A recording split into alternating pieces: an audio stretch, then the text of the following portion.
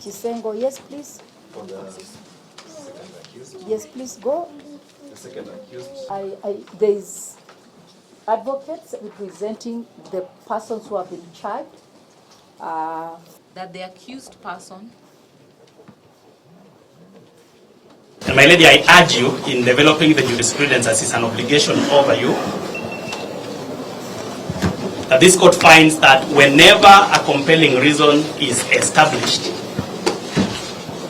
the court should not just deny bail, but must deny bail. That where we have established a compelling reason, the court's hands are tied and it must deny bail. The accused persons are facing a possible death penalty.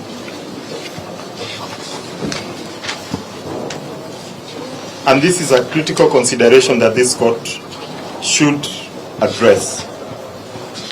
Secondly,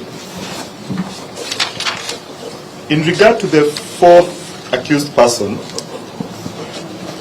the fourth accused person is a deserter from the National Police Service. The fourth accused. The fourth accused. We've attached a police signal that declared him a deserter, a signal from the GSU commandant.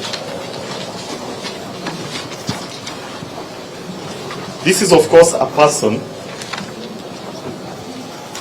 who clearly is not willing to submit to lawful authorities.